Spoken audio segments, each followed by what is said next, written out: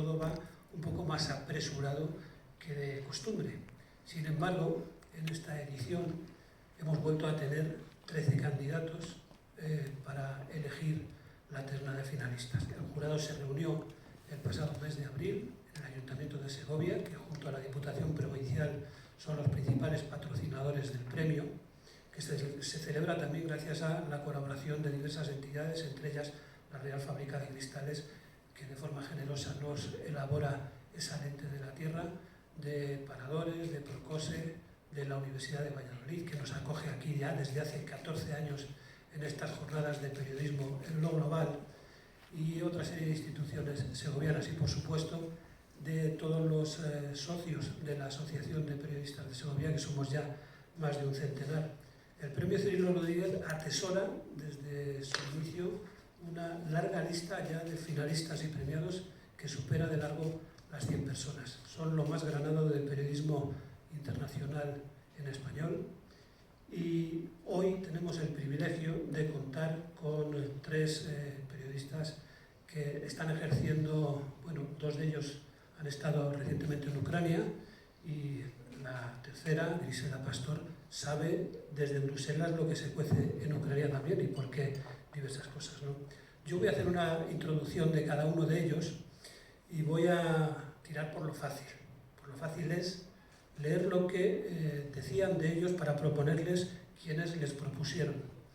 Haré una breve semblanza de ellos y después daremos paso a sus intervenciones para que nos cuenten cómo es su trabajo, y también ligándolo al tema de estas jornadas de periodismo en lo global, que quienes han asistido esta mañana saben que es educar para la paz, 2 puntos, periodismo para prevenir la desinformación, que es uno de los males de nuestros tiempos para la profesión periodística y para la sociedad en su conjunto. Y como decía, tenemos el privilegio de contar hoy con Griselda Pastor, corresponsal de la cadena SER en Bruselas, con Jacobo García, corresponsal del País en México, Centroamérica y ahora enviado especial en Ucrania, y Plácido García Planas, enviado especial de La Vanguardia a zonas de conflicto. La última es precisamente Ucrania, y también es además subjefe de información internacional del diario La Vanguardia. Como decía, voy a iniciar esta ronda con una breve semblanza de cada uno de ellos. Después de esa semblanza le pediré que nos comente algo de su actualidad profesional, y cuando terminemos con los 3 entramos en coloquio, en el que por supuesto después daremos paso al público para que también pueda hacer las preguntas que le interesen. Comenzamos por quien está más alejado de mí, que es Griselda Pastor, que fue presentada por Gervasio Sánchez, también premio Cirilo Rodríguez de Periodismo.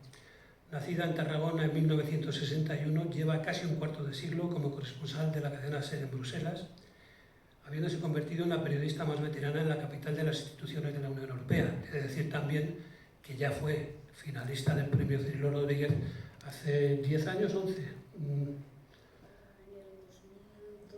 2012, hace 10 años ahora.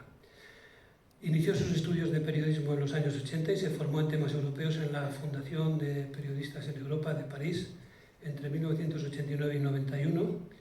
Comenzó su carrera profesional en Radio Reus y como corresponsal en Tarragona de la agencia EFE. Después, entre el año 90 y el 98, se encargó de la información política de la cadena SER en Cataluña, en Radio Barcelona. En el 98 se trasladó a Bruselas como corresponsal para la cadena SER y llegó en tiempos muy complejos, coincidiendo con una nueva guerra balcánica en Kosovo, y desde entonces ha puesto voz a numerosos hitos informativos, un día tras otro, hasta convertirse en una de las voces más singulares y especializadas de la cadena SER. Recordaba Gervasio en esta semblanza, que no recordaba yo, que en 2013 ya fue finalista del 29º premio Cirilo Rodríguez, y que al año siguiente, en 2004, en 2014, debe de ser, recibió el premio Salvador de Madariaga en la categoría de radio. En 2018, el premio Ernest Udina a la trayectoria europeísta, otorgado por la Asociación de Periodistas Europeos de Cataluña, y el jurado valoró su larga trayectoria como corresponsal de la cadena SER en Bruselas, desde donde ha informado de los principales capítulos de la historia europea, desde el euro hasta la ampliación de la Unión Europea, de la crisis económica a la de los refugiados, del Brexit, entre otros muchos. Igualmente destacó la energía y la pasión que pone en sus crónicas radiofónicas y con la dificultad además para sintetizar en unos segundos o en un minuto pues la actualidad europea. Y eso cada día. A sus 60 años es una periodista muy respetada profesionalmente entre sus propios compañeros y, según Gervasio Sánchez, su obsesión por contar con gran agudeza y profundidad la complejidad de la institucionalidad europea la ha convertido en una de las referentes de la prensa europea instalada en Bruselas. Presenta una de las trayectorias más sólidas e inmaculadas del panorama periodístico español y además siempre huye del protagonismo y actúa con gran humildad. A pesar de que es difícil que alguien sepa más que ella de la trastienda europea, nunca se muestra prepotente ni le gusta dar lecciones a nadie. Y aunque nunca ha trabajado en una corresponsalía, Gervasio recordaba, él no ha trabajado nunca en una corresponsalía como Bruselas, siempre ha admirado a periodistas como Griselda, capaces de sacrificar el glamour en sus fantásticas crónicas radiofónicas por la eficacia y la claridad del lenguaje. Por coincidir en Tarragona, su ciudad natal y una de sus ciudades de referencia a lo largo de su vida, Gervasio ha propuesto a Griselda Pastor como candidata para el premio Cirilo Rodríguez y el jurado, hace menos de un mes, pues decidió que fuera una de los finalistas. Griselda, después de esta introducción, acabas de llegar de Bruselas, pero además acabas de llegar, porque el tren te has bajado hace escasos 45 minutos. El tema de estas jornadas es educar para la paz, periodismo para prevenir la desinformación. Tú te dedicas a la información, pero en Bruselas supongo que hay mucha desinformación. Sí. Gracias por la introducción y bueno, cuando vea a Gervasio le daré un abrazo porque se nota que somos los dos de Tarragona y que hay algo de afecto ahí, ¿no? Hay mucha desinformación en Bruselas. Cuando yo llegué hace 20 y pico de años no era así, pero los gobiernos han entendido muy rápido la importancia y el valor de que te den paso y en un titular puedas cambiar un juego político, porque puedas explicar que un gobierno ha pedido y no ha tenido, o que lo que reclama otro gobierno es una imposición para otros gobiernos, y eso implica que hay muchísima presión para cerrar todos los canales de comunicación. Y esa presión, que tiene un interés nacional evidente y comprensible, puede terminar, perdóname, con el proyecto europeo, porque lo básico para que el proyecto exista es que la gente entienda qué es lo que se está haciendo y el por qué. Pero cuando cuentas el por qué, puedes chafarle, por decirlo mal, a la estrategia política, a un gobierno de turno, a un ministerio de turno, a una corriente política de turno, y a partir de ahí los canales de información se han cerrado mucho. Nos llegan comunicados que dan risa porque llegan con adjetivos en el titular, o sea, no cuentan lo que han aprobado, sino lo bueno que es lo que han aprobado, ¿no? Y da un poco, no sé si la gente más joven lo conocíais, pero cuando yo era pequeña cantábamos riéndonos mucho, qué buenas son las hermanas carmelitas, qué buenas son que nos llevan de excursión, ¿no? Y a veces los comunicados que te llegan y la información que te llegan se parece un poco a esto. Al principio decían que era para evitar que hubiera espionaje, ¿no? Que hubiera lobbies, que tuvieran acceso a una información, pero en el fondo todo esto se ha demostrado que es mentira, porque hemos acabado utilizando canales de internet impensables antes del COVID y se usan para presuntas ruedas de prensa que han dejado de serlo, en las que las preguntas están pre-entregadas antes de que entres en la sala, muy restringidas y que deforman completamente el trabajo que hemos de hacer y deforman, para desgracia, el proyecto, porque como menos clarificas, más difícil es de entender lo que está pasando y más sentido de imposición se tiene en países muy distintos, porque hay que saber que coordinar a los 27 es un tema muy complicado, ¿no? Entonces, bueno, este ejercicio yo siempre tengo la esperanza de que se va a corregir, denunciándolo, no renunciando nunca a estar presente en las ruedas de prensa y no renunciando nunca a levantar la mano para exigir que te den la palabra. Y si te la niegan, explicitar que estabas allí, que querías tenerla y que te ha molestado mucho que no te la den, ¿no? Yo creo que es un sistema que es válido para Bruselas y para todos los otros sitios donde hay poder político y seguimiento institucional de los temas, ¿no? Y en Bruselas hay mucho poder político y mi trabajo es un poco atípico si comparas con los corresponsales, porque tiene mucho que ver con el control de ese poder político. En un ejercicio complicado porque hay intereses muy nacionales y tú trabajas para medios nacionales, más complicado porque la información viene muy mediatizada por esos intereses nacionales, porque realmente somos ciudadanos de la Unión Europea y hemos sabido que lo éramos con el COVID, sobre todo, al perder muchos derechos, como el de la libre circulación, y volver a tener miedo a no saber si pasarás o no la próxima frontera o qué pasará cuando bajes de un avión. Pero en eso estamos y no soy la única, ¿no? Peleando por arrancar, por intentar entender, por interpretar y por defender que es imprescindible que se pierdan el miedo unos a otros para dejar que el trabajo se pueda hacer, que siempre en beneficio de esa construcción que está en marcha y renovándose, que es muy importante que se sepa, ¿no? Que la Unión que conocimos está cambiando a marchas forzadas y no sabemos cómo será la Unión Europea a la que estamos avanzando. Muchas gracias, Griselda. Después hablaremos e insistiremos en algún aspecto más de los que ella ha comentado, pero vamos con nuestro segundo candidato, que es Plácid García Planas, presentado por Alfonso Armada, también Premio Cirilo Rodríguez de Periodismo. Y Plácid García Planas es nacido en Sabadell en 1962, uno de los más brillantes y menos conocidos reporteros internacionales españoles por el hecho de haber realizado toda su carrera en el diario La Vanguardia. Esto es una opinión de Alfonso Armada. Muchas de sus crónicas pasarán a la historia del periodismo y de la literatura. Titulado por la Universidad de Navarra, trabaja en la sección internacional del diario catalán desde el año 88. Ha sido enviado especial a conflictos como el de los Balcanes, donde cubrió varios momentos de la guerra entre 1991 y 1999. Alfonso Armada coincidió con él en el cerco de Sarajevo y vio cómo trabajaba, y también en Oriente Próximo, tanto en la Guerra del Golfo en el año 90-91 como la de Irak en 2003. Ha informado desde Líbano, Libia o Afganistán, entre otros detalles. Reseña Alfonso que se disfrazó de pastún para entrar en Kandahar en manos de los talibanes para poder informar sin ser secuestrado. Es autor de libros como La revancha del reportero, en el que sigue la huella de 7 grandes corresponsales de guerra de La Vanguardia desde 1893, así como de Jazz en el despacho de Hitler, donde hace uso de la paradoja como medio más eficaz para explicar la atrocidad de las guerras y muestra en que se han convertido en lugares emblemáticos de la historia europea.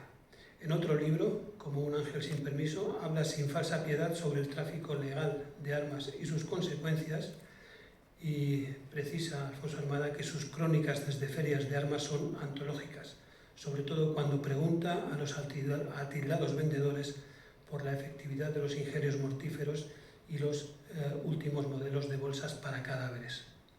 Su ensayo, crónica e investigación, escrito con la historiadora Rosa Sala Rosé, El Marqués y la Esvástica, César González Ruano y los judíos en el país ocupado, acabó con uno de los premios hasta ese momento más prestigiosos del periodismo español, financiado por Mafre.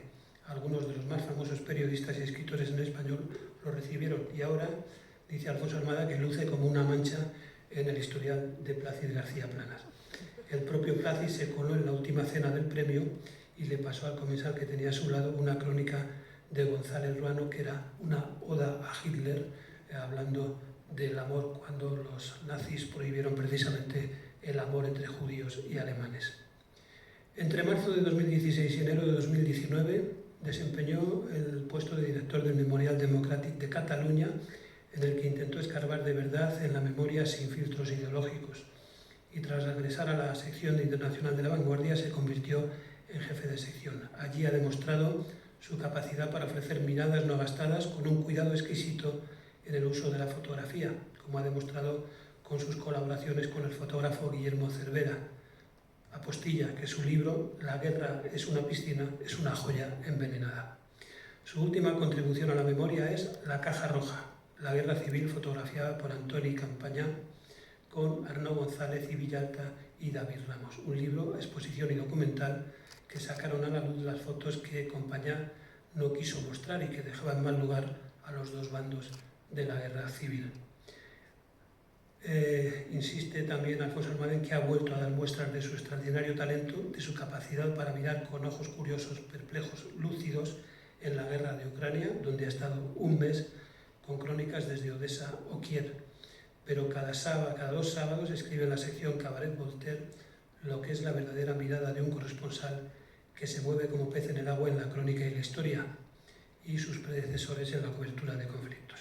Fruto de su estrecha amistad con el veteranísimo Tomás Alcoberro, que afortunadamente aquí está y nos acompaña, es el libro Todo está por decir, traducido del catalán, y que dice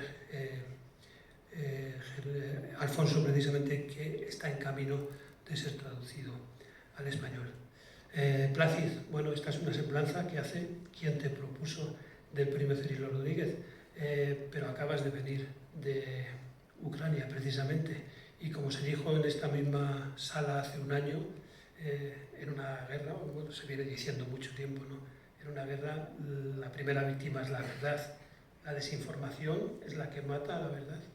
No, en una guerra la primera víctima no es la verdad, en una guerra la primera víctima es el matiz. Luego viene la verdad, pero en una guerra siempre la primera víctima es el matiz. Antes me gustaría hacer una puntualización. Una vez, no sé qué pasó, sí, cuando la Legión desembarcó en Mostar, La Vanguardia no sé por qué no estaba, no fuimos, no sé por qué razón, y al cabo de 2 meses me encontré a un periodista del País y me dice, oye, ¿cómo no estaba La Vanguardia? Estaba hasta la UI, dice, y no estaba La Vanguardia. Entonces yo me lo miré y le dije, ¿tú de qué medio eres? Dice, El País. Dice, ostras, no os vi en la guerra de Cuba. Yo trabajo en una sección que explica ininterrumpidamente el mundo desde 1881. ¿Me explico? Y esto es profundidad. Y si en Madrid no conocen la sección internacional de La Vanguardia, se la pierden, porque las coberturas que ha hecho en la Primera Guerra Mundial, las guerras del norte de África, todas las guerras del siglo XX, Tomás Alcoberro aquí, es lo mejor en internacional, hasta que en la transición ya salieron buenos periódicos en Madrid, sin lugar a dudas de España. Entre otras cosas porque La Vanguardia era un diario que estaba en Barcelona, estaba lejos del poder, entonces apostó por algo, nunca lucharemos de igual a igual con periódicos que están en Madrid, entonces apostamos por internacional. Y esa apuesta fue brutal. La Vanguardia estaba suscrita a la agencia TASS soviética desde el 1919, ya 2 años después de la Revolución de Octubre. Entonces, claro, yo todos estos medios no los vi en la guerra de Cuba. Y La Vanguardia estaba en la guerra de Cuba. Y es importante, y lo enlazaré con Ucrania. Somos una profesión que ninguneamos a nuestros pasados, a los que nos precedieron. No los leemos. Nos da la sensación de que somos los primeros que hemos llegado. Y si yo una vez hice una serie recorriendo 7 guerras con los artículos que habían escrito desde 1893 en Melilla hasta Tomás Alcoberro en Beirut, y haciendo un flashback de lo que me encontraba ahora y de lo que había entonces, tenían exactamente los mismos problemas. Todo esto de los fakes, la desinformación, todo esto ya existía. Ahora hay más desinformación sencillamente porque hay más información. O debería decir que hay más datos. Hay una tormenta tropical de datos. Información son datos reflexionados, contrastados, calmados, si puedo hacer otra palabra, y ¡pam!, para que nos saquen una conclusión. Pero en el fondo todo es muy viejo. Y tú te lees las crónicas de los corresponsales de La Vanguardia en la Primera Guerra Mundial y tenían los mismos problemas incluso para transmitir la crónica que nosotros. Esto es muy viejo. ¿Cuál era la pregunta? No, si la desinformación es quien mata la verdad. Bueno, decías que es cuestión de matiz. ¿Sabes qué pasa? Yo creo que no existe la verdad, existe la honestidad. O sea, un reportero no tiene que buscar la verdad. La verdad no es un lugar concreto, una puerta que abres. Existe la honestidad. Entre otras cosas porque no hay una verdad. Probablemente habrán varias, ¿vale? En diferentes intensidades. A mí Ucrania, cuando la gente me dice, oye, ¿quién tiene la razón aquí? Digo, mira, cada uno tiene sus razones. Pasa, uno tendrá un 20% de razones y otro el 80%, y el que tiene el 20% de razones, la manera en que ha defendido estas razones ya le anulan la razón que tenía, ¿no? Pero lo que hablaba antes del matiz, yo no creo en la verdad, creo en la honestidad. Y en esto yo reivindico una herramienta de conocimiento que estamos perdiendo, que es el reporterismo. El reporterismo, pues un tío, reset, que se va con su boli, con la libreta, y quiere que el mundo le sorprenda. El tertuliano no, el tertuliano le molesta que el mundo le sorprenda. ¿Me explico? Nosotros, bueno, y la vida, porque la vida es sorprendente, la vida nos pasa por encima. Yo cuando trabajaba en el Memorial de la Generalitat, cuando la ganó Trump, yo me iba al trabajo. Me puse 2 radios tertulianos, el 80% periodistas. 2 de Barcelona, 2 de Madrid. Todos los que cobrando no nos habían sabido decir que ganaría, cobrando nos aleccionaban de por qué había ganado. Y esto es pornográfico, las primaveras árabes, lo comentábamos en la comida. Todos los think tanks, que serán pastones, universidades, CIDOPS, no sé qué, nadie lo predijo, porque la vida es impredecible. Ucrania. ¿Quién hubiera dicho 2 cosas? Primero, que Putin invadiría, nadie, ¿no? Y que los ucranianos resistirían tan fuerte. O sea, la vida es sorprendente. Entonces, lo que me considero es reportero. Y el reporterismo es una herramienta de conocimiento. Porque el buen reportero va sin la mentalidad previa de lo que tiene que decir, ¿no? Pero ya acabando, la profundidad, yo te diré, lo que más me ha sorprendido de Ucrania, ¿vale? No es la guerra en sí, la guerra, en blanco y negro, tú lo sabes, era Segunda Guerra Mundial, ¿eh? Blanquitos matándose, es decir, Auschwitz al final no lo inventó ni los africanos ni los asiáticos, lo inventó un pueblo rubito europeo que era el más culto de la época en su tiempo, por eso yo creo que la cultura no nos salva de nada. Y lo que más me impactó de Ucrania es ver a pueblos matándose en un paisaje marcado por los monumentos soviéticos, la fraternidad entre esos pueblos. Ver 2 que se matan, uno más que otro, acusándose mutuamente de nazis en un paisaje marcado por monolitos a su victoria conjunta contra el Tercer Reich. Esto ya lo vi en Kosovo. Monumentos a victorias de serbios y albaneses contra tal, y debajo cadáveres de unos y otros. Entonces esto te hunde. Gracias, Plácido. Bravo, Ay.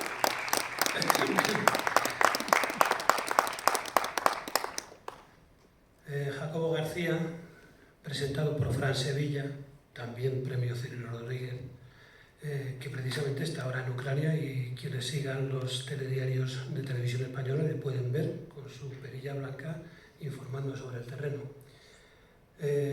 Fran Sevilla nos dice que Jacobo García trabaja en la corresponsalía del país en México, Centroamérica y el Caribe, aunque acaba de pasar un mes también en Ucrania, o no sé si un mes o un poco más. Durante el año pasado realizó excepcionales trabajos y reportajes sobre la violencia de las mafias del narcotráfico, sobre las maras y sobre la corrupción en esos países, donde la vida vale poco y la de un periodista quizá menos, ¿no? Porque son constantes los asesinatos de periodistas y las llamadas de la Federación Internacional de Periodistas al gobierno mexicano, al gobierno de Honduras, al que toque, para que al menos investigue esas muertes, ¿no? Y que no queden impunes, ¿no? También ha informado sobre la represión política en Nicaragua, sobre la violencia, incluido el asesinato del presidente en Haití, con imponentes reportajes sobre los migrantes que tienen que atravesar todo México para llegar a la frontera con Estados Unidos en condiciones infrahumanas. Y señala Fran Sevilla que Jacobo realiza su trabajo con gran profesionalidad, en condiciones a veces extremadamente duras y de enorme peligrosidad, porque se trata de una región en la que los periodistas son perseguidos y asesinados impunemente. Jacobo García inició su carrera profesional como joven periodista en 2001 en Afganistán, colaborando con la COPE y con otros medios. Tras su regreso a España hace 20 años se instaló en México y a lo largo de todos estos años ha sido corresponsal para varios medios, la COPE, El Mundo, Associated Press y desde hace unos años El País. Y en los últimos meses ha estado trabajando en Ucrania. Considera que a veces los periodistas no transmiten bien la información de las migraciones, que son verdaderas crisis humanitarias porque, entre comillas, utilizamos mal el lenguaje, no utilizamos las herramientas periodísticas que tenemos a nuestro alcance o no le dedicamos el tiempo necesario, no enfocamos la profundidad del tema o no damos con las voces que nos amplíen esa visión.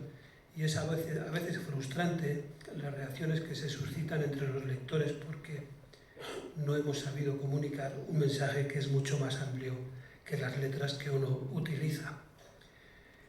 Y en el contexto de estas jornadas, yo he indagado algo de lo que Jacobo ha dicho en internet y él dice, entre otras cosas, tranquilos, no estamos en guerra, estamos trabajando. Es una frase del director del Washington Post, Martin Byron, que es la que usó el corresponsal del País para México y Centroamérica para arrancar el seminario web Democracias bajo la lupa, cómo informar en contextos polarizados. En países donde el sistema de partidos políticos tradicionales está acabado y donde los medios tradicionales no han cumplido su papel, sino que han olvidado su fin y su sentido último, participando en prácticas corruptas, abonando al poco prestigio que pueden tener los medios de comunicación, ahí surgen los líderes polarizadores. Estos líderes, dice Jacobo, necesitan un enemigo y es muy fácil buscar un enemigo común en los medios de comunicación. Somos un elemento fácilmente vapuleable y debemos estar preparados para eso. Jacobo, ¿esto te referías a algún país en concreto o se puede extrapolar a cualquiera, incluido España? Bueno, muchísimas gracias por el perfil. No voy a hablar mucho de Ucrania porque digamos que mi ecosistema natural es México, Centroamérica y América Latina en general y estamos viviendo realmente un momento complicado. Tampoco me voy a ir por las ramas, pero vamos, antes de irme para Ucrania, en el salón de mi casa estaban durmiendo 2 periodistas salvadoreños y un nicaragüense, todos salidos en cuestión de horas, a los que les llaman, les mandan un mensaje, la Fiscalía ha preparado ya una acusación contra ti, sobre todo hablo de gobierno de Bukele, gobierno de Daniel Ortega, y en México los gobiernos locales, que es lo que están haciendo. Eso digamos que es el mal menor. El mal mayor es el asesinato puro y duro. Ayer volvió a morir, o antes de ayer, volvió a ser asesinadas 2 periodistas más. La semana anterior otro periodista más. Digamos que es ya una macabra rutina que no se detiene sin que nadie ni haga nada, ni se pueda hacer nada, ni acabe de entender si son realmente ataques contra la prensa y contra los periodistas o forma parte del ambiente violento en el que ejercemos este trabajo. Sí percibo, yo llevo 20 años en México, llegué a hacer un reportaje y todavía no he vuelto y tampoco he terminado ese reportaje que fui a hacer, así que creo que todavía estaré un rato más por allí y he visto una degradación brutal en las condiciones de trabajo de compañeros que hacen un trabajo heroico y que son la pata con la que nosotros contamos, los que nos movemos por la zona, para poder acceder a estos países, a estas realidades. Como contaba, estaban 2 compañeros de salvadoreños durmiendo en el salón de casa porque en cuestión de horas tienen que dejar su vida, su realidad y el exilio, que además puede llegar a ser hasta o sonar heroico en otro contexto, no es más que irte a tu casa con lo poco que puedes tener en los bolsillos a vivir y a formar parte de un mundo semi-indigente, donde acabas, donde no tienes ingresos, donde tu medio ya no le interesas y donde además de, o aparte de las palmadas en la espalda de los compañeros, pasas a ser una especie de paria que no puedes ni siquiera volver a tu país. Hablo de Óscar Martínez, Carlos Martínez, hablo de Wilfredo Miranda, el corresponsal del País, y entonces ese es el contexto en el que estamos viviendo y que se está realizando el periodismo. En la redacción del País en México, como en todas las redacciones grandes, pues hay... tenemos la sección de local, tenemos la sección que cubre migración, la que cubre la política, y luego hacemos la broma de que tenemos la sección de mártires, porque a mi derecha está Francesco Maneto, al que le pegaron una paliza por informar frente a la Asamblea en la época de Maduro, apenas hace un par de años, con un desprendimiento de retina. No ha podido volver a leer bien. Ha tenido que operarse 2 veces y en silencio, calladamente, ha vuelto a hacer sus crónicas y a intentar ser objetivo, a intentar contar una realidad que le ha partido el ojo, que le ha partido la cara y con la que tiene que convivir. A mi izquierda está Carlos Salinas, nicaragüense. Han amenazado a su familia, le han pegado palizas, han exiliado a todos, no le queda nadie en su casa y seguía día tras día informando en Managua hasta que le llegaron un día y le dijeron: tienes 5 minutos, porque un amigo en la fiscalía le dijo: tienes 5 minutos antes de que te metan en la cárcel. Como se habían metido ya en la cárcel a todos los Chamorro, a todos el resto de partidos políticos, a todos los disidentes, a todos los ONGs, a todo bicho viviente, sabían que esa amenaza es tan cierta como que te vas a chupar 4 o 5 años de cárcel en Nicaragua. O sea, es una triple condena. Entonces, digamos que ese es el contexto en el que, de alguna forma, trabajamos. Yo tampoco me quiero poner medallas de nada que no me corresponden. Los verdaderos héroes son héroes anónimos, héroes locales, gente que gana 300 euros y que siguen haciendo un periodismo del que yo he aprendido mucho, y con esa superioridad moral que ha venido desde Europa, uno mira con cierta distancia y poco a poco te vas nutriendo de una valentía, de una heroicidad, de un compromiso, de una lealtad hacia su país. Son todos patriotas. Así se consideran y así lo dicen. Yo quiero construir un Salvador democrático, quiero hacer que Bukele no sea el rodillo totalitario en el que se ha convertido. Son gente que a mí me hacen sentir un pequeño garbanzo al lado de ese compromiso mucho más allá que lo que tiene un salario o el propio oficio. Es un compromiso casi personal, porque de alguna forma están creando democracia y están construyendo país en países que no tienen, que no cuentan con instituciones, que no cuentan con sistemas de justicia, con defensores del pueblo, donde digamos que la democracia valiente se ejerce a base de esos héroes, y en ese grupo meto a muchos de estos periodistas que son asesinados. Y digo que no me quiero apuntar porque en el fondo uno trabaja para un medio grande. Si yo tengo un problema físico, legal, sé que va a venir mi periódico a echarme la mano, sé que hay un embajador, sé que hay instituciones que me van a sacar y sé que voy a salir de esas, y tengo un salario más que respetable comparado con lo que hacen, ¿no? Con lo cual, quiero decir que no quiero meterme en ese grupo, pero de alguna forma sí siento que muchas de estas voces silenciadas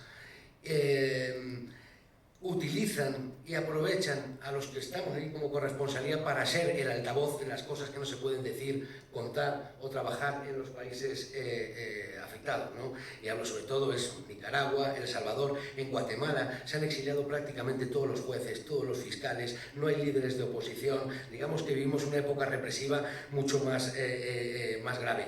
Y los corresponsales, los enviados especiales, digamos que los que tenemos la suerte de trabajar para medios en el extranjero, de alguna forma somos el altavoz de muchas de esas denuncias que ahí en casa ellos no pueden hacer. Y creo que esa es parte del valor y de la importancia que tiene que todavía haya medios internacionales trabajando en periódicos donde la libertad de expresión está gravemente amenazada. Creo que esa es la cuota, de alguna forma, que nos podemos atribuir y que hacen importante esa presencia. Entonces, digamos que ese es el contexto. Entonces, se suele contar cuando mueren o cuando son asesinados todos estos periodistas. ¿Qué pasa? ¿Por quién los mata? ¿De dónde son? El narcotráfico está detrás, el crimen organizado que es capaz de estar metido no solo en el narcotráfico, trata de órganos, trata de niños, venta de cualquier cosa ilegal que dé dinero. Digamos que las mafias están detrás, pero es que el 70% de esos asesinatos de periodistas hoy, y son datos de Reporteros Sin Fronteras o del artículo 19, están ordenados desde el poder político. O sea, la mayoría de estas muertes hay una autoridad local un cacique gubernamental, algún politiquillo el que han sido señalados, la mayoría son, digamos que quien ordena estas muertes forman parte del entramado político y social de un país como México. No es cierto que detrás de todas ellas esté el crimen organizado, qué malo es el crimen. De hecho, hay un interés desde el poder político para intentar silenciar todas estas voces e intentar confundir la maraña del crimen organizado. No, está comprobado que es el poder político. Entonces, que haya gente que los esté señalando, pues es algo que hay que silenciar y acabar lo antes que se pueda. Y termino con una, recuerdo, Regina Martínez era una periodista que vivía en Veracruz. Ella era una periodista de un semanario, Proceso, un semanario prestigioso, con una larga trayectoria, siempre muy de los pocas publicaciones que se enfrentaba al PRI duro de la época mexicana, al PRI totalitario y tiránico que te desaparecía con una facilidad pasmosa. Y recuerdo que apareció asesinada, fue año 2004, si no me equivoco, y fue asesinada. Y recuerdo que yo fui a investigar a ver qué había pasado, me voy allá y empiezas a ver la cantidad de putrefacción que hay alrededor. Y recuerdo que estaba y de repente me llama, en ese momento era el gobernador, que luego además tuvo que salir huyendo, bueno, se me ha olvidado. Bien, recibí una llamada de la secretaria del gobernador para decirme: oye, ya sé que está usted de su periódico aquí reportando esto, sí, aquí estoy, quería una entrevista con él, ya. Oiga, usted sabe que Regina Martínez era lesbiana, ¿no? Perdón, mire, no entiendo la relación entre su asesinato y su vida personal, pero en cualquier caso la puedo citar. ¿Puedo citar este tipo de declaración? No, por favor, ¿cómo va usted a decir eso? No, eso es una información para que la tenga. Había comenzado la maquinaria y el ventilador de putrefacción y de echar mierda sobre cada uno de los periodistas que son asesinados. Empezaban a difundir que era lesbiana, o que si tenía malos amigos, o si estaban metidos en malos pasos. Digamos que desde el poder político hay una connivencia con cada uno de estos asesinatos y con este modelo represivo. Entonces, digamos, ese es como decía antes, el ecosistema en el que nos movemos, lo que nos toca vivir, y de verdad que no he vivido en estos 20 años, igual que hubo una especie de primavera árabe, en su momento hubo una especie de primavera latinoamericana, con acercamientos a algo parecido a democracia. Todo esto está sufriendo una involución brutal en estos nuevos liderazgos, totalitarios, tiránicos, que lo primero que quieren hacer es borrar el periodismo de delante. Entonces, digamos que ese es el papel que jugamos los que estamos ahí, ¿no?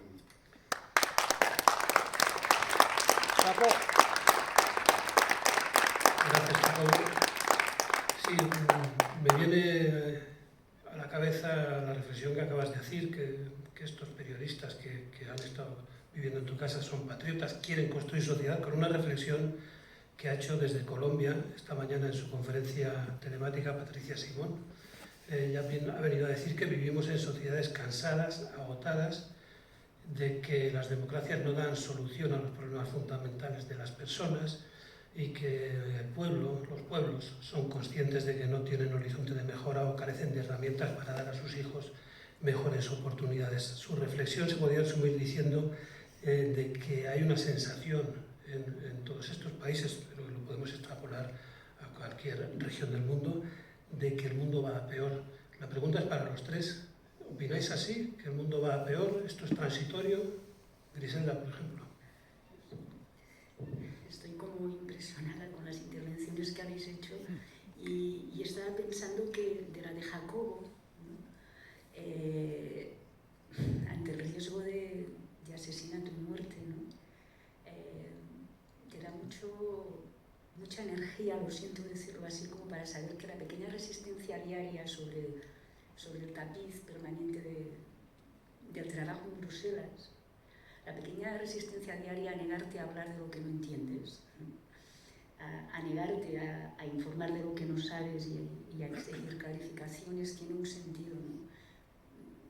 No vivimos con miedo, pero sí hay mucho ventilador que anda todo el día puesto, ¿no? Muchísimo ventilador. O sea, no hay información real, no quieren contarte exactamente el qué, pero sí ves que el ventilador está en marcha, ¿no? Cuando hablabas de Ucrania, de que nadie pensaba que iba a empezar la guerra, yo recuerdo que cuando estaban llegando las tropas aquí empecé a hacer llamadas de teléfono, ¿no? Y a decir, ¿qué ha pasado? O sea, ¿cómo hemos saltado del Donbass a Kiev así, de golpe? ¿Qué es lo que pasa? ¿Qué es lo que no habéis visto venir? ¿Qué es lo que...? Y la respuesta primera fue, Griselda, joder, pero todo el mundo sabía que iban a entrar en Kiev. Y yo, ¿pero cómo que todo el mundo sabía que iban a entrar en Kiev? Pero, por favor, o sea, eres la única tonta del mundo que no se ha enterado de que va la película. Y yo, pues a lo mejor sí, pero la verdad es que me parece que no. O sea, yo no entiendo qué está pasando en esta guerra, no lo he entendido desde el primer momento, no he podido estar sobre el territorio, creo que hay que estar, y que lo peor de todo es dejarnos comer por el miedo, ¿no? En el caso de América Latina tiene que ser terrible, en el caso de una guerra no me lo puedo ni imaginar. En el caso europeo el miedo es a quedarte sin salario, a quedarte sin fuentes, porque te amenazan a veces directamente así, o sea, no vas a... no me llames nunca más, ¿no? No vas a contar esto, no vas a contar lo otro, no vas a... Un inciso, Griselda. Y esta aparente desunión, o al menos disparidad de criterios entre los países que forman la Unión Europea, ¿es un riesgo de quiebra de la Unión Europea? Bueno, es un riesgo de cambio de modelo sin clarificación. Porque las divisiones son muy profundas, porque los intereses son muy profundos, económicos, industriales, y después hay un nivel de cultura democrática distinto tan grande, ¿no? Que es uno de los debates que se abre con el tema de Ucrania, ¿no? Cuando Macron dijo el otro día que la Unión Europea no puede ser el único instrumento de estabilización del continente, mi interpretación es que le dio la puerta en las narices a Ucrania y que por tanto no se les va a dar el estatuto de candidatos, porque la Unión Europea no puede ser el único instrumento de estabilización. Y todo el mundo lo encuentra más o menos lógico,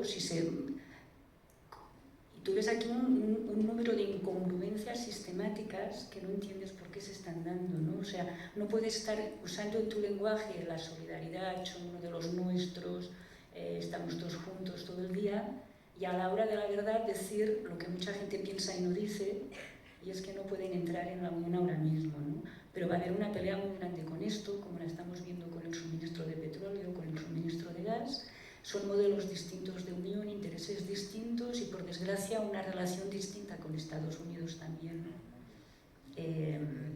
De mayor dependencia o de buscar la independencia, que en estos momentos es muy difícil de saber dónde irá, pero que evidentemente si en plena guerra de Ucrania has intentado dar a entender que la Unión te puede defender porque hay una cláusula interna de defensa, y cuando ha empezado el debate sobre la adhesión o no a la OTAN de Ucrania, se les ha respondido que hay estados dentro de la Unión que no son miembros de la OTAN y que no hace falta que entren, y has puesto como ejemplo a Finlandia y a Suecia, y Finlandia va a pedir la adhesión a la OTAN la semana que viene porque sus ciudadanos creen que su mejor defensa es estar en una alianza con Estados Unidos. Bajo ese paraguas tienes un problema de modelo y de debate. No sé, yo creo que la Unión está evolucionando y lo que más me preocupa desde el punto de vista profesional es ser capaz de transmitir esto para ver si es verdad que hay un debate en todas partes sobre qué modelo realmente se quiere, ¿no? No estoy segura. Y bueno, tú lo has dicho muy claro cuando has explicado la diferencia entre el reportero o el opinólogo profesional, el tertuliano, ¿no? Y esto es un tema que lo ves sistemáticamente siempre y en todas las informaciones que hemos de hacer, que lo que está pasando no interesa, lo que interesa es lo que opinamos de lo que está pasando. Y yo creo que antes de opinar hay que analizar, y para analizar hay que contar lo que hay. O sea, a veces con compañeros tenemos visiones muy distintas del problema, pero el análisis que estamos haciendo tiene unos puntos comunes. Luego la conclusión puede ser una o puede ser otra, pero lo que no puedes es comerte esto, ¿no? En los Prevenir análisis. la desinformación, como dice el título de estas jornadas. Sí, este es el peligro, dejarte comer porque es más fácil opinar que saber contar lo que está pasando, ¿no? Contextualizar y analizar. Efectivamente, Placi, no sé si quieres seguir al hilo de lo que estaba comentando Griselda o la pregunta que antes mencionaba. Si el mundo va peor, evidentemente a largo plazo va peor por dos palabras: cambio climático. que va a repercutir en todo. Ya quedó en segundo plano, además. La guerra de Ucrania será una broma comparado con el cambio climático. Ahora, a medio plazo, yo no creo que esté peor que antes. Es decir, ahora no hay las hambrunas de hace decenios. Pasa un poco como con la violencia contra las mujeres. ¿Es que hay más ahora? No. Lo que pasa es que ahora se sabe y te hablan los telediarios. Y puede dar la sensación de que ahora hay más violencia contra las mujeres, pero me imagino hace 40, 60 años debía haber más, muy probablemente, o al menos igual que ahora. Pero ahora se sabe. Es decir, pero sí que a largo plazo, aquí es un tópico y tal, el cambio climático lo va a cambiar todo. Jacobo. Yo quería decir una cosita al hilo de Ucrania, y precisamente preguntando a Plácid y a Griselda. Y lo veníamos hablando cuando venía para aquí, para Madrid, venía hablando con mi padre, y me ha llamado la atención, tú hablabas antes de esos monumentos de hermandad y cómo están ahora a tiro limpio. A mí me ha llamado la atención encontrarme con una juventud en Ucrania que de repente ha tenido que cambiar el discurso de un día para otro, ya no habla de Bitcoin o de PlayStation o de cosas normales que hablan los chicos, sino de ir a filas, de máscara antigas o de dónde está el refugio más cercano a su casa. De repente la dialéctica de la Guerra Fría se ha incorporado a chicos que tenían otras perspectivas en ese momento. Y me decían muchos, es que queremos ser europeos, insistían. Uno se pone a pensar, bueno, europeos son, geográficamente estáis en Europa, no puede ser. No, sumarme a ese montón de cosas que significa Europa, valores, principios, democracias, instituciones, una serie de cosas que ellos frente al bloque ruso y frente a lo que representa Putin, lo viejo, lo antiguo, lo totalitario, ellos ven o la gente con la que yo hablaba sentían que una proyección de lo que ellos quieren ser, de modernidad, de futuro, de igualdad, de derechos. Me llamó mucho la atención que yo en mi generación o con los que yo convivo, ese sentimiento europeísta, yo no he visto a ningún amiguete mío charlando y diciendo, bueno, es que Europa nos ha dado, Europa nos ha querido, Europa nos ha... esa especie de ataque permanente a Europa, y de repente encontrarme con esta generación de ucranios que ven en Europa un referente y una salvación. Y ya no hablo solo de dinero, de armas, de sanciones o de apoyo militar. Era incorporarse a una forma diferente de ver las cosas que la marca Europa. Y me hizo sentir una sensación que no tengo aquí, y es que las libertades se conquistan. Y cuando ves que muere mucha gente, notas cómo mueren por conseguir determinados principios que parece que a mi generación nos han venido dados y regalados. Me hizo sentir la sensación de nuevo de decir, es que las cosas no han sido gratis. Hay muchas generaciones que han matado por ella, y salí con un sentimiento entre positivo y desolado al llegar aquí y ver esta especie de pasotismo permanente, este ametrallamiento perpetuo a todas las instituciones, a lo que venga de Europa, todo, a dinamitar todo. Y me pasa igual, y lo comentaba con mi padre antes, a todo ese ametrallamiento que hay a la transición, a los pactos, a los acuerdos, al diálogo, al consenso, a principios que hoy parece que ya vale cagarse en ellos con total normalidad cuando nos han dado parte de los pilares que hoy somos. Sí, una opinión personal es que el periodismo está en este momento en transición hacia no se sabe qué, ¿no? Es decir, el ejercicio de la profesión siempre tendrá que ser lo que estáis haciendo vosotros, es decir, ir a un sitio o estar en un sitio, ver lo que ocurre y contarlo honestamente, lo mejor posible y con los medios disponibles, que ojalá sean los mejores, ¿no? Tanto humanos como técnicos y demás, ¿no? Pero al hilo de lo que tú acabas de decir, en esta mañana, en la mesa redonda en la que estaba Miriam Redondo, que es responsable de Verifica Radio Televisión Española y que se encarga un poco de verificar y contrastar las informaciones, ella decía que vivimos en esta sociedad, en la española, supongo que extrapolable a toda Europa, ¿no? En una sociedad que tiene desapego a los hechos. Desde ese punto de vista yo creo que es muy difícil informar, sobre todo porque los soportes siguen siendo más o menos los mismos, pero los destinatarios han cambiado de soportes. Es decir, el público de menos edad tiene tendencia a informarse por las redes e incluso a contestar a las informaciones a través de las redes, ni siquiera en el propio medio donde se publica una noticia. Entonces, Francesca Riccardi decía, por ejemplo, que matar, hablando de las fotografías de los muertos en las calles de Ucrania, que matar es muy fácil, pero resucitar, si no es verdad, es muy difícil, ¿no? las redes sociales están suponiendo un medio de ataque a los periodistas, de atacar las informaciones por contar una realidad concreta, ¿no? Bueno, y decía Agus Morales que no debemos de preocuparnos, que lo que hay que hacer es intentar no contestar, ¿no? No sé si en vuestro trabajo las redes sociales tienen una importancia desde este punto de vista, os condiciona la manera de informar, ¿estáis notando esto que se ha reflexionado aquí? ¿Qué son redes sociales? Es que no tengo Twitter. Ya sabes, Twitter, Facebook, todo lo que quieras.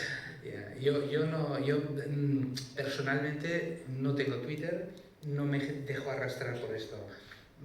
¿Hago bien, hago mal? No lo sé. Yo trato de escribirme bien mis 2-3 folios de la situación que veo. Lo que decías, es más fácil opinar que describir y me quedo aquí. El resto es como la muerte. Como no puedo hacer nada delante de la muerte, no me pondré a llorar. Entonces, yo aplico mi máximo esfuerzo en controlar lo que yo y hacer bien lo que yo puedo controlar. El resto lo veo como algo inexplicable, algo que se escapa a mí y algo que sé que no, un monstruo que sé que no podré controlar. Pero, por ejemplo, antes de que contesten los demás ponentes, desde tu medio te llega, oye, en redes han dicho de esto que has dicho tú. Sí. No, el problema de hoy en día, que decía, esto me parece que lo decía Gabilondo, que hoy en día hay como una tormenta tropical de datos, ¿no? Cuando hay una lluvia intensa y hay inundaciones, lo primero que perdemos es el agua corriente, curiosamente, la que nos sirve. Entonces, como hay lluvia torrencial de datos, ya ningún dato nos sirve. Lo que decía antes, los datos son para contrastarlos y tal y cual. Entonces, perdemos, no hay información, no tenemos información porque hay demasiados datos. Y probablemente alguien pone demasiados datos, los lanza sobre el mundo, pues para que no nos enteremos de nada, ¿no? Y no sé, a lo mejor soy un cobarde, pero me refugio en el reporterismo, me refugio en mis reportajes y lo veo como algo, no sé, algo inexplicable, misterioso, peligroso, que se me escapa y que no entiendo. Griselda, tú que Yo aportas tengo muchos datos. Twitter, me encanta el Twitter, soy persona de radio, lo que no me encanta es la opinión y procuro no ponerla en Twitter tampoco, ¿no? Con la crisis catalana yo tenía un amigo que me decía, pero opina, tú también tienes una posición, opina. Yo le decía, es que no forma parte de mi trabajo, ¿sabes? Entonces a mí me parece que esto es relevante y yo lo retuiteo o lo pongo. Esto me parece relevante y lo pongo, pero procuro huir del personalismo. A mí lo que más me pirra es ir a una rueda de prensa, me parece ridículo, es sentarme, ir viendo un titular a cada cosa que se va diciendo y brum, pum, brum, pum, brum, pum. A ese nivel, ¿no? Pero no he tenido alguna vez algún problema o alguna vez me ha parecido que de golpe veía que, ostras, la serie iba por culpa de un titular mío en vaivén de Twitter en plan y he llegado a llamar a la redacción para decir, oye, no sé, es que me parece tan absurdo el tema, porque es que es un tema técnico, minúsculo, lo hemos entrado en la web como pequeñito y no pasa nada, o sea, si queréis lo saco, o sea, no sé cómo decir, tampoco me voy a pegar, o sea, no sé qué hay que hacer, me sabe mal porque es que están poniendo a mi empresa a parir por un tema que he intentado explicar lo más claramente posible, tampoco es una portada, o sea, no lo tocas, vale, pues muy bien, ¿no? O me ha pasado llegar a casa, irme a dormir y a la mañana siguiente que alguna compañera o compañero me diga, ostras, qué lío ayer, ¿no? Y yo, ¿what? Sí, fíjate ahí, 300, tampoco es que yo sea una persona muy, pero hay tanta gente que está por una información política, por ejemplo, ¿no? Porque hay alguien que protesta por el tema y tal, y yo ni lo he visto, ¿no? Por la mañana, ni me parece que tenga que reaccionar, o sea, yo he hecho la información, si alguien quiere que la corrija, me llama, me lo cuenta y si me he equivocado la corregiré. O sea, que me machaquen en Twitter no me da ningún Bueno, Plácido quiere intervenir, pero le voy a dar la palabra primero a Jacobo. Bueno, muy rápido. A mí sí me gusta Twitter, soy tuitero, pero lo veo más como una fuente de información y la posibilidad que puede darme noticias, más que en realidad opinativo. Ya estoy demasiado saturado de opiniones y entiendo que la gente necesita liberarse en algún lado, pero como decía Plácido, yo me refugio en mis reportajes, la crónica, y me parece que la responsabilidad del periodista responsable precisamente es aportar a la conversación, 2000 palabras, intentando explicar algo que está pasando, no despachar realidades muy complejas en titulares de 140 caracteres. Y creo que, y al hilo un poco de las mesas que hoy teníamos del periodismo, o que en la mañana había periodismo para la paz, precisamente hacer un periodismo responsable y abonar a una conversación que no polarice, que no enfrente, que no insulte, que trate de aportar datos y argumentos, creo que es nuestra aportación. Y en ese sentido, Twitter es las antípodas de todo esto que estoy diciendo. El otro día escuché en Radio Clásica un comentario de una mujer que decía que el que está deprimido es que vive en el pasado y el que sufre de ansiedad es que vive en el futuro. Yo creo que esto nos provoca ansiedad porque nos empuja antinaturalmente a un futuro demasiado futuro para poder asumirlo, valorarlo, ¿no? Y en todo caso yo creo que esto, el problema, yo fui a Cabo Cañaveral hace 7 años, no había ido nunca. Entonces está en la sala donde de mandos que llevaron al hombre a la luna, al Apolo, no sé cuál era el número del Apolo, y lo llevaron ahí. Entonces tú ves toda la sala y te dicen, coge su móvil, lo coges, ¿no? Y dice, mírelo, lo miro, y dice, su móvil tiene más capacidad de gestionar datos que toda esta sala, que la sala, que las máquinas que enviaron el hombre a la luna. Esto es más potente. Entonces, esto es antinatural. ¿Por qué? Porque el cerebro, nuestro cuerpo, que ha tardado millones de años en evolucionar, todo esto hace que choque con nuestro cerebro porque no tenemos la capacidad biológica para asumir todo esto tan rápido. Nos vuelve locos, nos vuelve ansiosos. La ansiedad eso nos empuja hacia el futuro. ¿Y qué opinas de esto y tal? Y viene otro papá y dice, calma, ¿no? Yo lo corto. Y es antibiológico, yo creo que es antibiológico. Yo lo corto. O sea, quiero decir que yo no doy para el Twitter, el WhatsApp, el Signal, los grupos creados para pasarnos información, el email, y a veces lo digo a la gente, le digo que me has enviado un email, perdona, llámame por teléfono, por favor. ¿Cómo? Que me llames por teléfono. Si no puedo, no lo cojo, pero por favor llámame, porque es que yo lo utilizo, pero lo utilizo de una forma muy egoísta, o sea, muy de mí hacia el exterior. Lo que acaba de hundir el Titanic son los memes, con todo su peso, ya te mueres. Bien, llevamos más o menos 1 hora. Yo voy a trasladarles una última cuestión para dar paso después a que vosotros podáis hacer las preguntas que os interesen. Plácido ha hablado un par de veces ya de reporterismo. Yo lo he dejado caer también, que es la manera, yo creo, de ejercer el periodismo como tal. Ha salido también esta mañana en las ponencias de las jornadas y lo que se ha dicho es que también está en riesgo, ¿no? Y una frase que he apuntado es que el reporterismo lo salvamos si lo hacemos desde el rigor y la calidad. ¿Cuáles son las dificultades para ese rigor y esa calidad?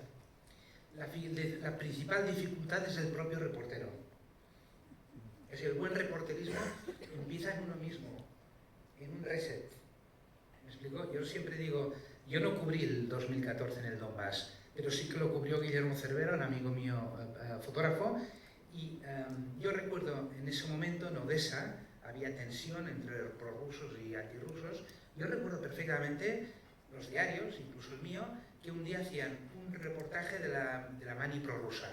Al inicio del reportaje ya sabías lo que te diría hasta el final. Eso no me interesa. Yo creo que me sorprendan porque la vida es sorprendente. Entonces, al día siguiente iban a la mani prorrusa y también ya sabías desde la primera línea lo que te dirían. Y Guillermo me envió una foto en esos días de un hombre vestido de taza de café, se veía como una taza con 2 patas, pam, pam, pam, y y hacía publicidad, iba de una mani prorrusa a una mani antirrusa haciendo publicidad del mismo café. Entonces yo le dije, Guillermo, porque no estoy en Odessa, 2014 habló, sino el reportaje, al final lo escribe La taza ucraniana, lo hubiera titulado, hubiera cogido a ese, lo hubiera sentado en un café, yo hubiera hablado con él, quitándole la taza o no, y a ver, ¿tú quién eres? ¿Tú tienes novia? ¿Tienes novio? ¿Te quieres ir? ¿No te quieres ir? Y me hubiera salido un retrato de Ucrania mucho más perfecto que no ir a los líderes políticos y darle igual. Es decir, el principal problema del reportero es el mismo, para empezar, porque además se necesita un reset y se necesita en el mismo conflicto catalán. Yo he echado en falta el reporterismo de uno y de otro lado, es decir, del diario Ara que se vaya a Jerez, reset, a escuchar a la gente, y al revés, de la ABC que se vaya a Olot, y quizá nos sorprenderíamos todos mucho. ¿Me explico? Pero estamos renunciando a esa herramienta. Es decir, esa lluvia es más importante el Twitter que esa herramienta de conocimiento. Jacobo, sí, va un poco, y lo hilo con la pregunta anterior de las redes sociales. También nos han hecho creer que la gente solo, bueno, pues ahora ya por suerte se ha pasado la moda de 600 palabras, la gente no lee más, 700 palabras, una cuartilla, todo tiene ese inmediato.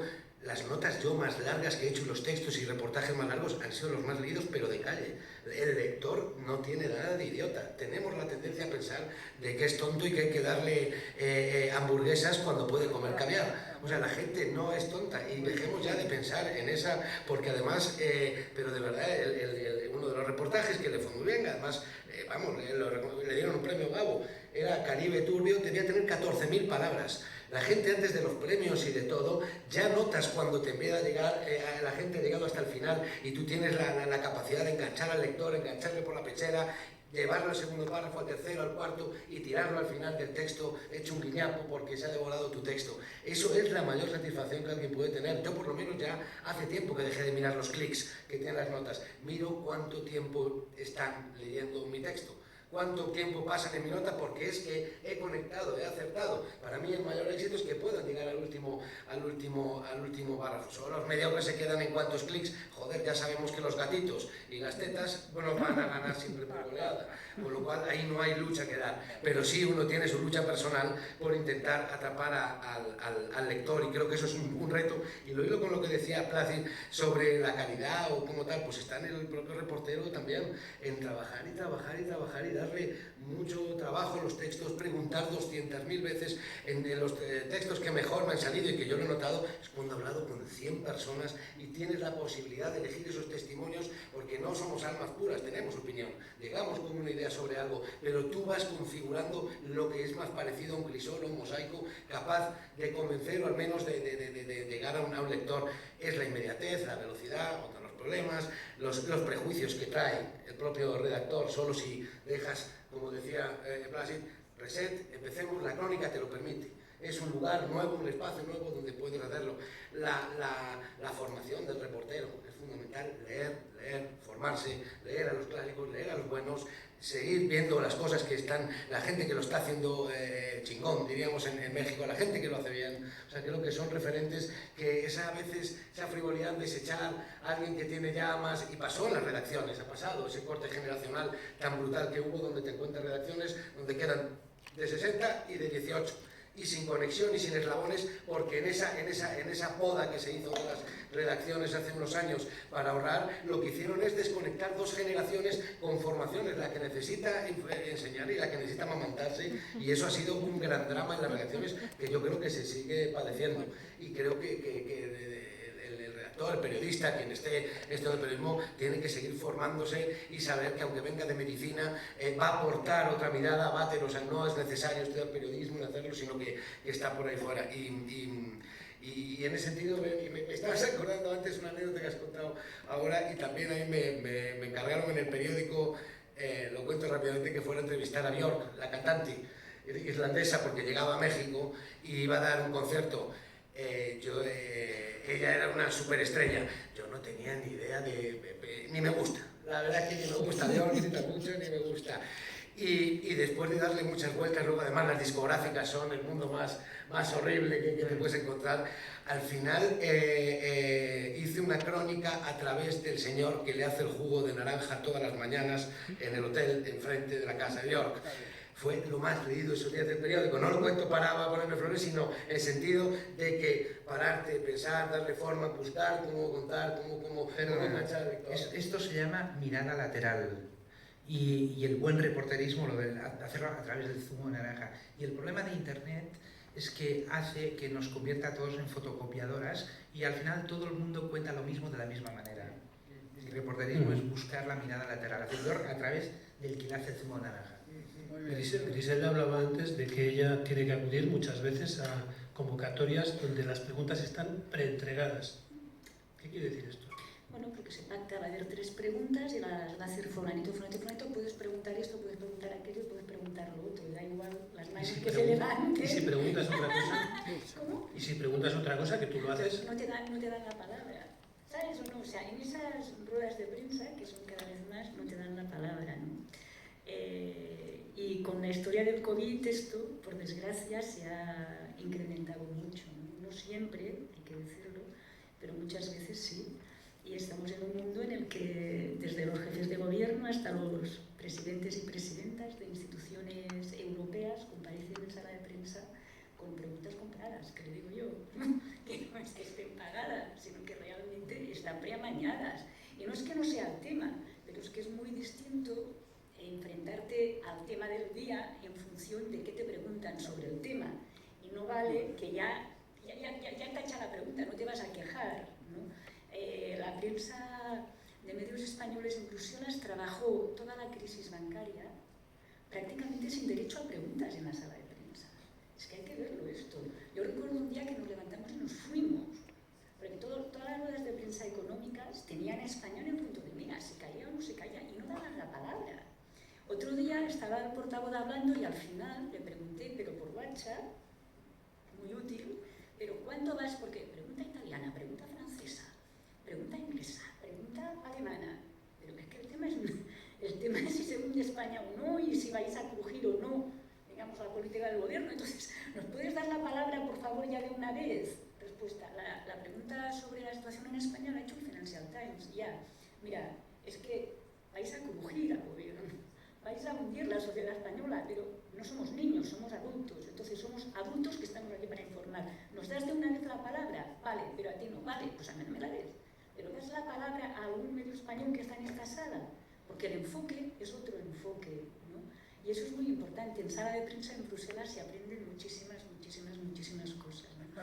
Sí, porque ves cómo cada grupo de corresponsales, no solo pre-COVID nos sentábamos por zonas, no preguntéis por qué la costumbre, pero no solo eso, sino que además, claro, la forma de vivir un tema o un problema en cada estado es distinta y por tanto, o hay temas de los que ni te habrías enterado porque aún no han salido y solo salen en prensa nacional. Y entonces ves un día que hay un tema que tú no te esperas que empieza a subir y te preguntas ¿por qué? ¿Qué está pasando? Muy importante. Nada. Y quería añadirme al tema de romper las ideas preconcebidas, que es muy importante, ¿no? Y quería contar un ejemplo de hace un montón de años en Holanda. Fue uno de los primeros países, por desgracia, en la Unión que tuvo ultraderecha, ¿no? Y al principio los grupos de derecha radicales, que no sé cómo hay que llamarlos, porque un problema que no hemos evocado aquí es el problema de las etiquetas. A veces tienes que etiquetar porque a la cosa va de suave, pero es que muchas veces la etiqueta se te come la realidad y ya todo se distorsiona y es muy difícil tratar los temas. Pero bueno, la derecha radical en Europa hubo movimientos muy serios en Holanda y asesinaron a Pim Fortuyn. No recuerdo qué año era, pero fue uno de los primeros asesinatos. Como estamos muy cerca, nos enviaron enseguida a la gente de Bruselas para Holanda y yo llegué entre las primeras personas que llegamos. Y recuerdo que al darme paso, comparaban, claro, o sea, en parte es lógico, ¿no? La gente está en la calle protestando contra el asesino de Pim Fortuyn. O sea, la idea era ataque terrorista de ETA, asesinato en Holanda, y era el mismo panorama. Y yo estaba en la calle y empecé preguntando a la gente ¿qué hace usted aquí? Porque había, o sea, Pim Fortuyn teóricamente representaba un movimiento de derecha radical nuevo, ¿no? Y había muchísima gente que no tenían para nada imagen de facha, haciendo cola y poniendo flores en distintos puntos de la ciudad que ellos consideraban que se identificaba con este señor asesinado. ¿Pero qué hace usted aquí? ¿Por qué ha venido? ¿No? La gente te iba contando. La gente estaba furiosa contra el gobierno socialdemócrata de la época en Holanda, porque consideraban que la manera de haber mediatizado a Pim Fortuyn había justificado que un loco se lo cargase. Entonces la gente estaba en homenaje a Pim Fortuyn, pero sobre todo en movilización individual contra el gobierno socialista que acabó cayendo. Recuerdo que tuve que llamar a la redacción para decir, oye, no, o sea, eso que habéis dicho no es verdad. La gente no está en la calle protestando contra el asesino. ¿Cómo que no? No. La gente está en la calle contra el gobierno socialista. Ah, ya. Oye, que te lo digo de verdad, si me volvéis a dar paso así, diré, no, en antena.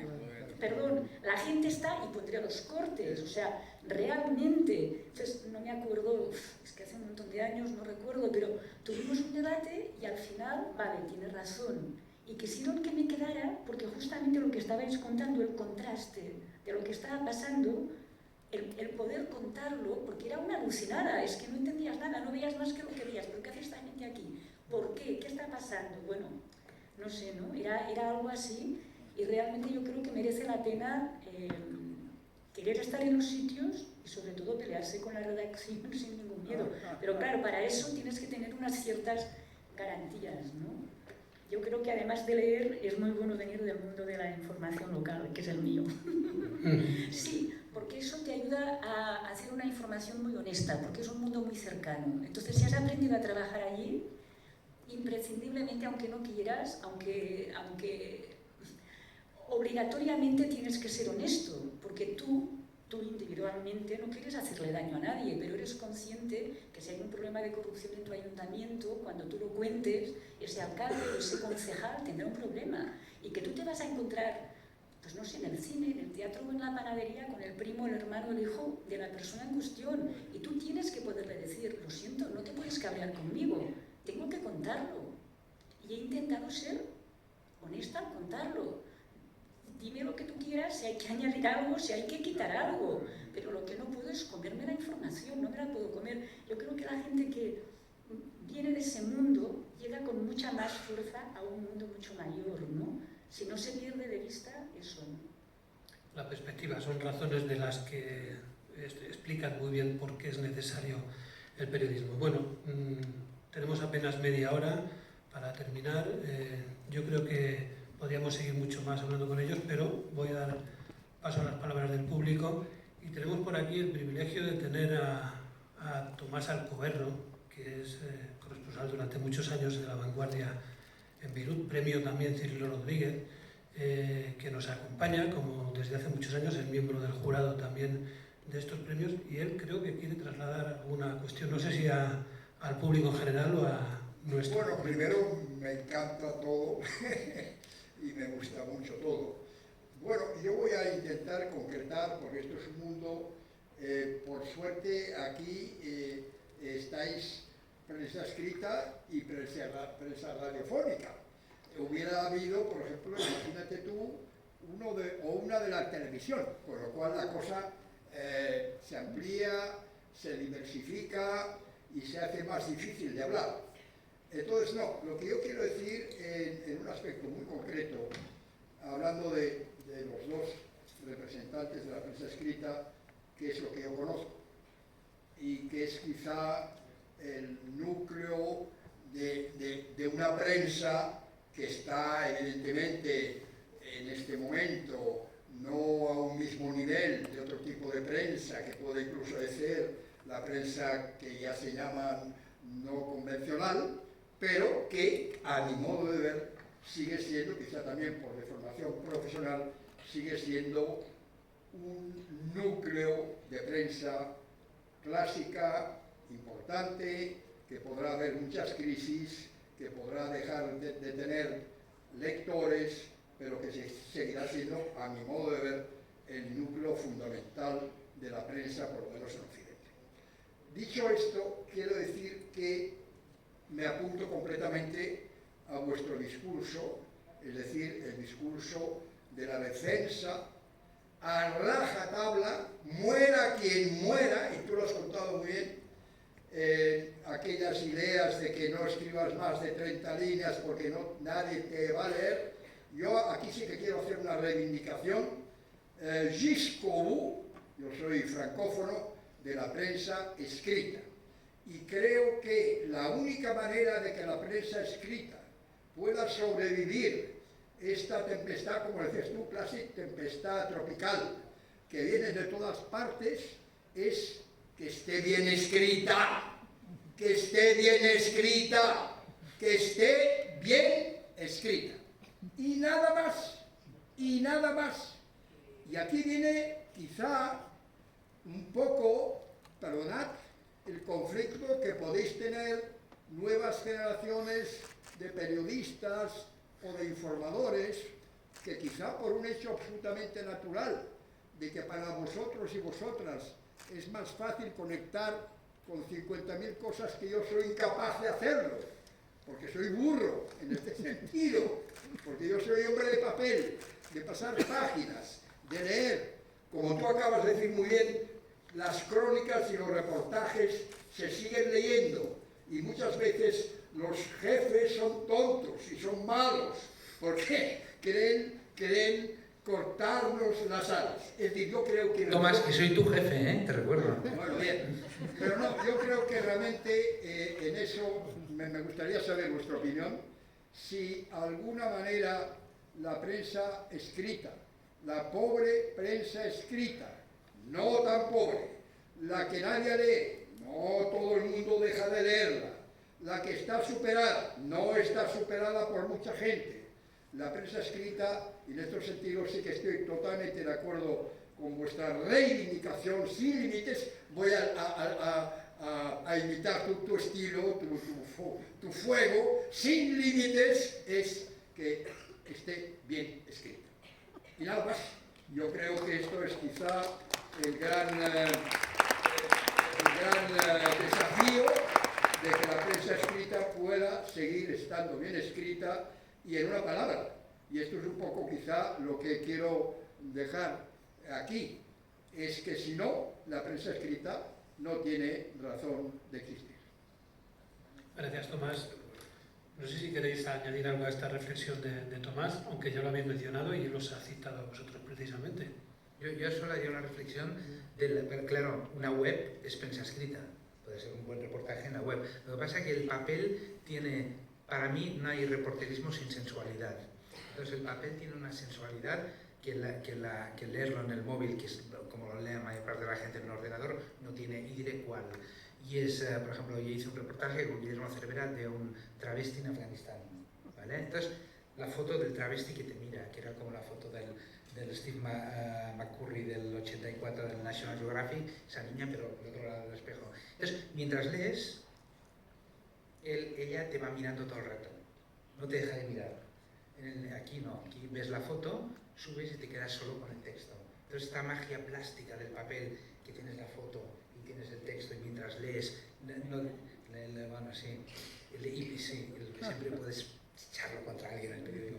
Pero esa cosa de que la fotografía y el texto van muy unidos, la plástica y la textualidad. Sí, Jacobo. No, muy rápido, no. Tomás, totalmente de acuerdo y por poder charlar contigo también, porque fíjate que cuántas veces te he leído y al hilo de lo que... Y vuelvo con el comienzo y esa reivindicación de la vanguardia constitucional internacional, por Dios, mis respetos. Eso nos ha enseñado a todos y sigue siendo la sección de referencia, pero en España y fuera. O sea, para todo el mundo eso, renunciar a eso es casi ignorancia. Pero al hilo de lo escrito, echo de menos... Y primero, ¿cuál es el gran drama con el que convivimos diariamente? El tiempo. Todo es para ayer, todo es para ayer, para ayer, para ayer. Así es imposible que salgan bien, ni el que hace panes, ni el que hace esculturas, ni el que hace cuadros. Y dos, a mí me han mejorado los textos, me han hecho mejor, redactor me han hecho mejor, cuando he tenido alguien que se toma el tiempo de leerme y decirme, el personaje importante está aquí, la voz que está con la que podemos titular está aquí, este señor que aquí tiene mucha fuerza, desaparece y no se sabe dónde va, cuando arranca tal... O sea, editores. Y esa figura del editor en la prensa española, también forma parte de esos recortes. Plácido había sido un gran editor. ¿Cómo que había sido? Eres un gran editor. Es curioso que hables de esto. Gente que te hace mejor, eso es como un entrenador de fútbol, como alguien que te lleva, que te creerás muy bueno, pero que te lleva a otro nivel, quieres a esa persona toda tu vida y es una figura que en España pues no ha sido. Y lo sé porque, vamos, cuando trabajaba con Associated Press, una agencia estadounidense, joder, la cadena de editores era uno tras otro. ¿Qué consigues con eso?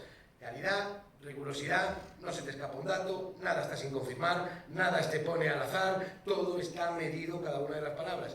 Y en España hace tiempo que se pensó que esta figura era prescindible. Pues así no luce el pelo. Es curioso, porque esa carencia ha quedado también de manifiesto esta mañana en las jornadas y es evidente, ¿no? Y esos recortes han llevado a eso. Lisenda. Solo que para la radio la mesa de redacción es muy importante. Los productores de programa, la mesa y la gente que está sentada en la mesa, por ejemplo, en Internacional es básica.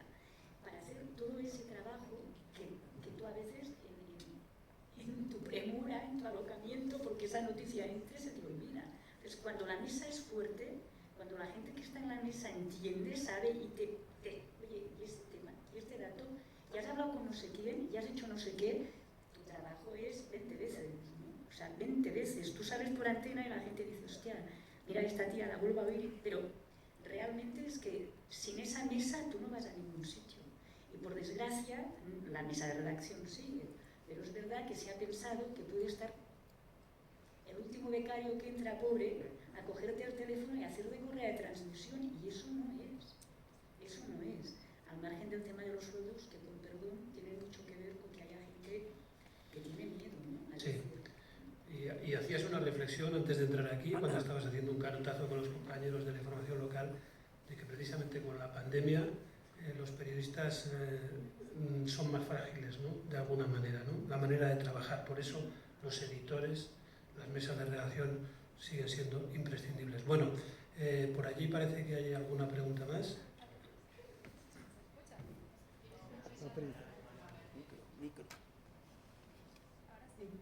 Adelante. Buenas tardes. Mi pregunta está un poco enfocada hacia Plácido, si no me equivoco. Quería preguntar acerca de cómo, si no lleva tanto las redes sociales, tiene planteado en un futuro conectar con las futuras audiencias que sí las llevan como periodista. Esa era mi pregunta. ¿Cuál era a futuro la estrategia que quería implementar para conectar con esas personas que no están tan cerca del reportaje, pero que puede que sí estén interesados con lo que usted tenga que decir? Bueno, mi conexión con las redes es esencialmente que La Vanguardia tiene su edición digital, entonces yo hago un reportaje y si el reportaje vale la pena pues lo destacan, y en Twitter, en el Twitter de La Vanguardia lo van poniendo, pero bueno, el Twitter de La Vanguardia, digamos, un Twitter reposado, no es la locura, es un Twitter que no sirve para discutir ni para, sino que van un poco traduciendo el diario al diario de papel y de edición digital, lo van canalizando a través del Twitter. De hecho, estoy en las redes sociales porque La Vanguardia tiene una edición digital. No estoy yo como periodista. De todas maneras, me siento muy cómodo en no estar, ¿eh? Para mí es una definición de mi personalidad. Es decir, me siento muy cómodo fuera del ruido. Porque para mí lo importante no es la cantidad, sino la calidad.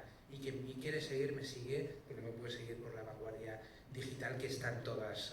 ¿Qué pasa? Que La Vanguardia digital has de pagar.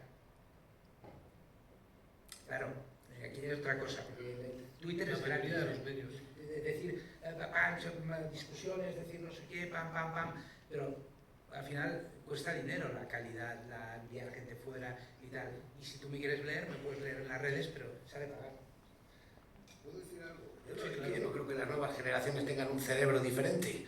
O sea, uno escribe las crónicas que cree que va a leer el señor de 60, de 20 y tienes que ofrecer contenido. Luego ya hay otros expertos en hacer que esa crónica larga la convierten en TikTok, en Facebook, en contenido Twitter. Digamos, ya le das otro formato para acceder a otra gente, pero tampoco creo que yo tenga que escribir.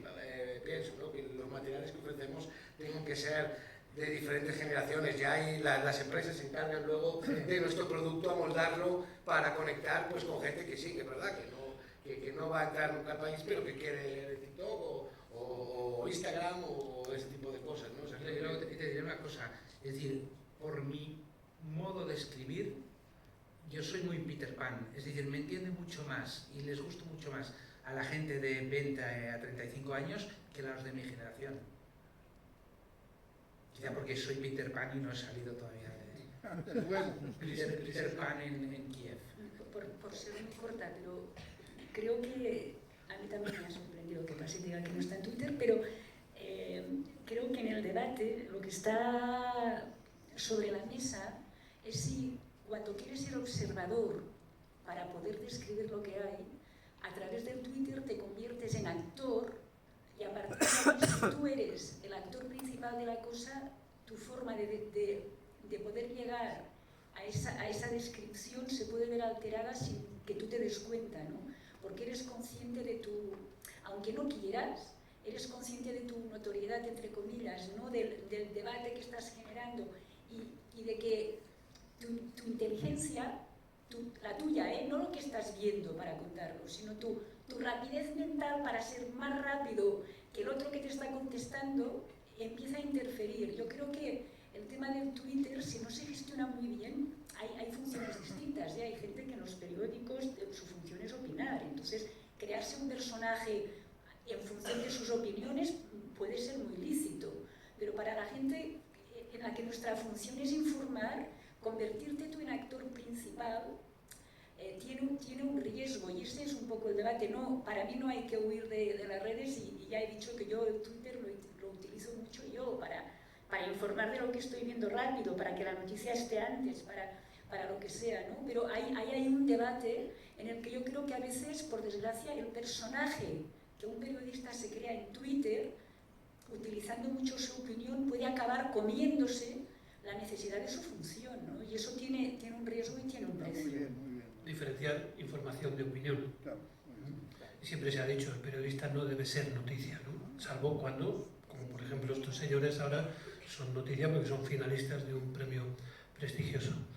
A ver, otra pregunta aquí en medio. Hola. Mi pregunta era más o menos para los tres.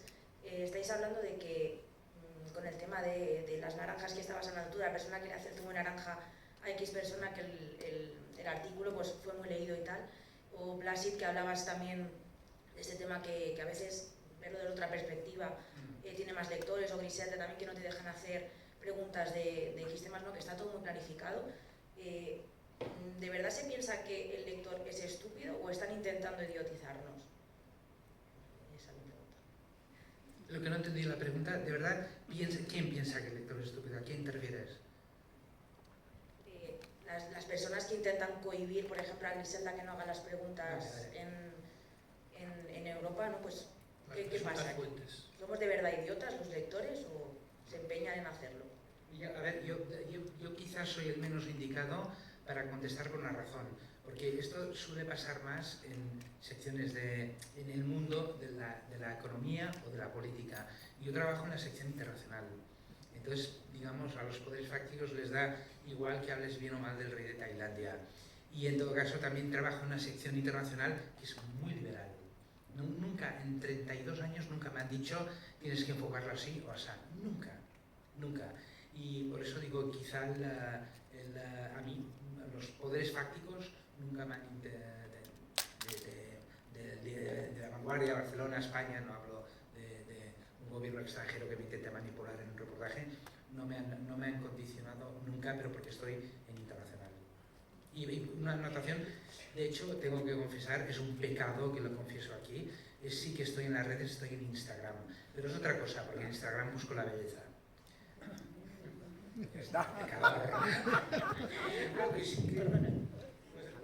Sí, durante un tiempo, yo no sé si estamos en esa época, pero durante un tiempo se intentó convencer que el lector era bastante idiota, que no pasaba más de X minutos leyendo algo, que no leía más de 600 palabras, que con Twitter le bastaba para estar informado, que, no sé, unos modelos que yo creo que ya están de salida, pero sí que durante un tiempo que la prensa era prescindible, que las secciones de internacional no importaban, o que se puede informar de la guerra de Ucrania a través de TikTok.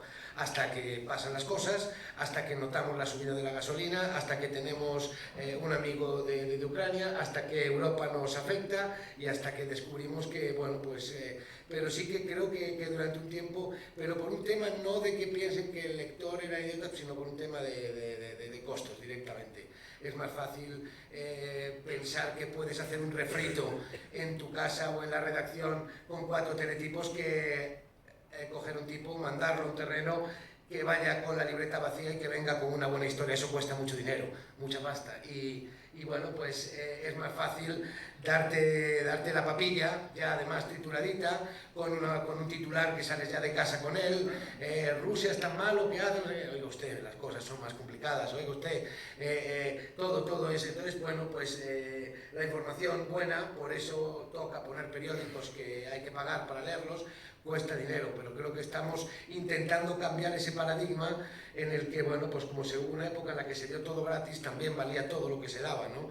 Y se pensó yo sí que creo que hubo un tiempo que hasta que el lector era medio... consume cualquier cosa hasta que ve que no, que las crónicas buenas, en las que te sientas en el salón de tu casa, se la pasa todo el mundo y dicen, esta crónica es estupenda.